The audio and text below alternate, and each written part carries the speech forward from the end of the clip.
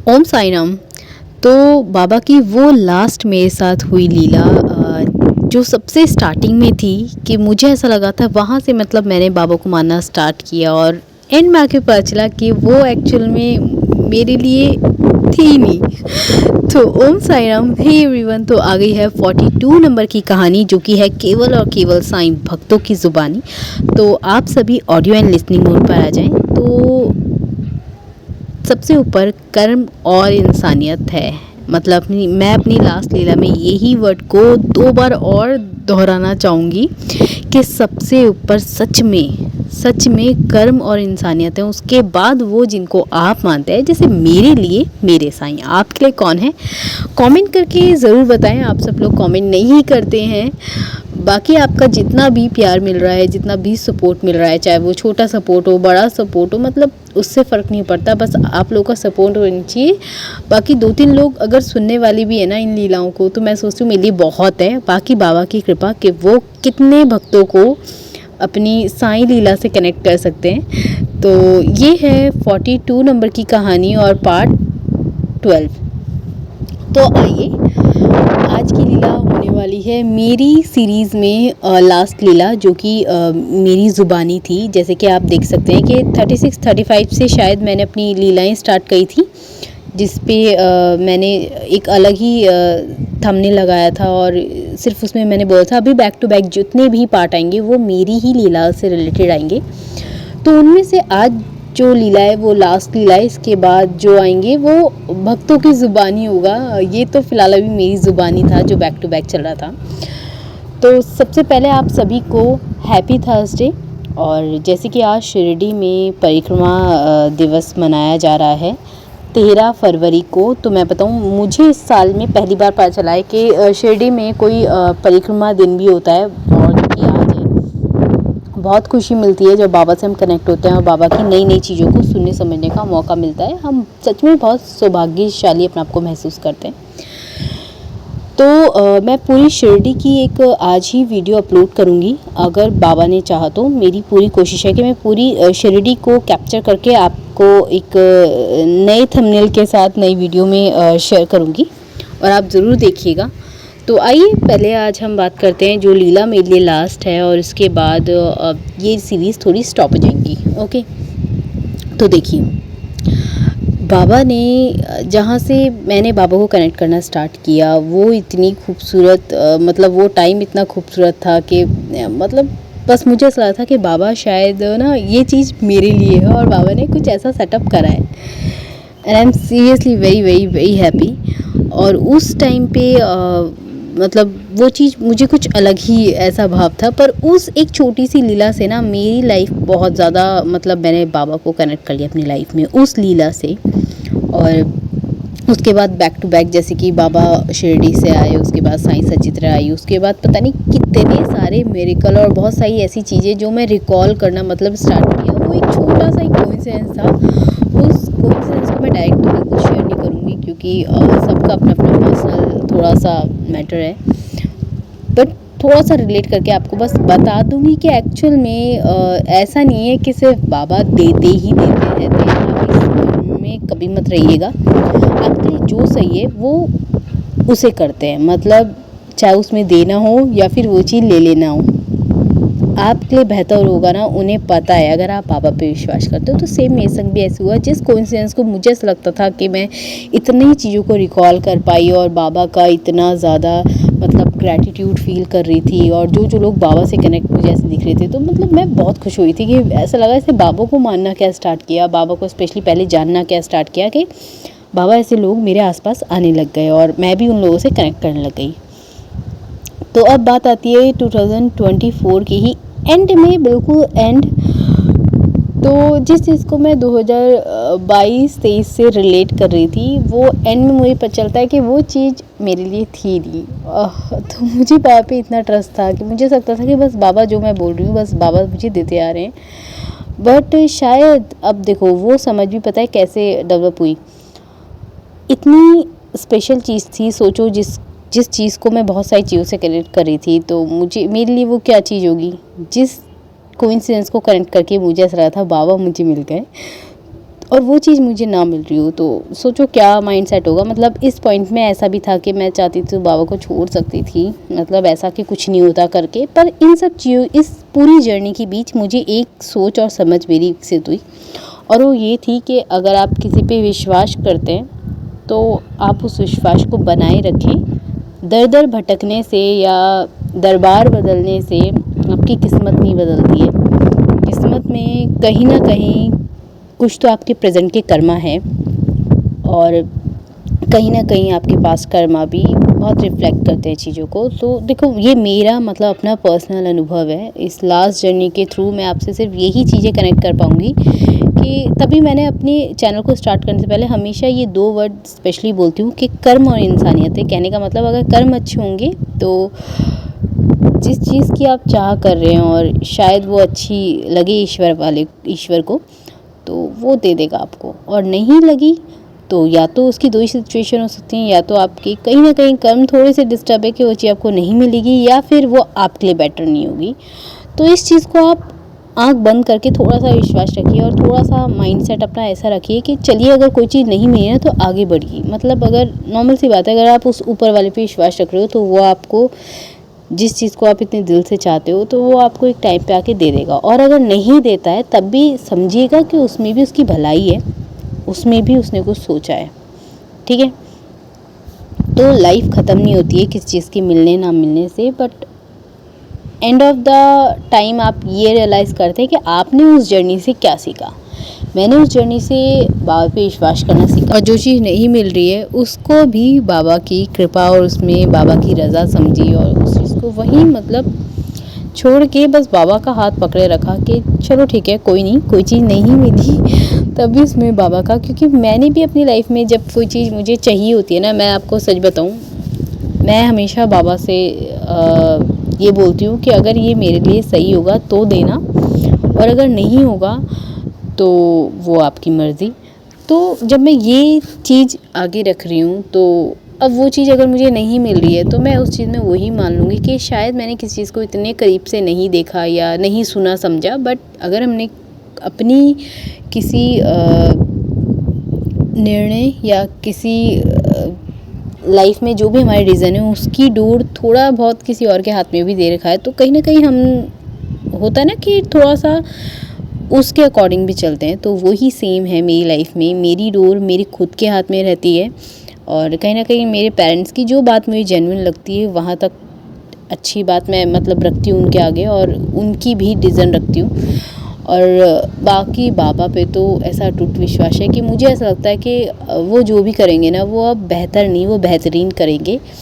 तो हाँ, दुख तो ज़रूर होता है, बहुत ज़्यादा दुख होता है अगर जो चीज़ आप दिल से चाह रहे हो और वो चीज़ आपको ना मिले। तो मुझे इस जर्नी के थ्रू ऐसा लगा कि बाबा ने जब बैक टू बैक अपनी लीलाएँ दिखाई, अपने आप को जब जब मैं जैसे बोल रही थी वैसे वैसे करने की कोशिश करी। अब जब बात आई एंड में, जो चीज़ सच में, जो स्टार्टिंग से जिस चीज़ को मैं इतना कोइंसिडेंस के थ्रू कनेक्ट कर रही थी, एक पर्टिकुलर नंबर मुझे इतना ज़्यादा रिलेट कर रहा था, किसी की पर्टिकुलर सोल मुझे इतनी ज़्यादा रिलेट कर रही थी, बट फिर भी क्योंकि मैं नहीं जानती थी, मैं नहीं पहचानती थी इतनी ज़्यादा, बट बहुत सारे कोइंसिडेंस थे, इसलिए शायद माइंडली उसको इतना कनेक्ट कर पाई थी। पर फिर भी मैं बाबा से बोलती थी, बाबा अगर ये सही होगी ये चीज़ मेरे लिए तो मुझे दे देना, अगर नहीं होगी ना तो वो फिर आप देखना, मतलब जैसा आपको सेटअप करना है, बट मेरी डोर पूरी की पूरी आपके हाथ में है। अब ये सब बोलने के बाद आपको यकीन नहीं आएगा, मात्र 2 दिन में, जिस दिन मैंने बहुत दिल से बैठी थी और बस ये बोला था कि बाबा अब तो मतलब ये चीज़ मुझे दे दो कुछ ऐसा कर दो कि ये चीज़ मेरी हो जाए। और अगर फिर भी मैं अपना मतलब मन मार के बोलती थी, अगर ये नहीं होगी सही तो ठीक है आप देख लेना, मतलब जैसा भी लगे। तो 2 दिन बाद ही, ये भी एक बहुत बड़ा कोइंसिडेंस है कि 2 दिन बाद मतलब मुझे बहुत बड़ा धक्का लगा उस चीज़ को सुन समझ के। वो चीज़ पता चली कि वो चीज़ एक्चुअल में मेरी है ही नहीं। तो बस कोई नहीं, पर मतलब ठीक है, जैसे कि मैंने आपको बताया था मैं बहुत ज़्यादा इमोशनल इंसान हूँ, पर जब से बाबा को मानना स्टार्ट किया है, अपने इमोशंस पे कंट्रोल करना और अपनी भावनाओं को सिर्फ़ और सिर्फ बाबा के सामने रखना, ये आ गया है। तो कोई नहीं, अब मैं ज़्यादा चीज़ों के बारे में सोचती नहीं, पर हाँ बस ये है कि बाबा हैं काफ़ी है। बाकी आगे भी कोई भी चीज़ होगी तब भी मैं बाबा के आगे ही उस चीज़ को रखूँगी। अगर वो चीज़ मेरे लिए बेहतर होगी तो मुझे पता है वो सही चीज़ सही समय आने पे ज़रूर दे देंगे, क्योंकि जब उन्होंने बैक टू बैक इतने सारे कोइंसिडेंस करें, या तो मैं उनको झुठला दूँ या फिर मैं एक छोटी पर्टिकुलर चीज़ जिससे सिर्फ मुझे अटैचमेंट है और वो चीज़ मुझे नहीं मिली, या फिर मैं उसे झुठला दूँ। तो इन सब में सबसे बड़ा रेशो मुझे कहीं ना कहीं बाबा का लीला दिख रही थी, जिसको मैं बहुत ज़्यादा रिलेट कर पाई थी। तो मैंने सोचा कोई नहीं, छोड़ो, जाने दो।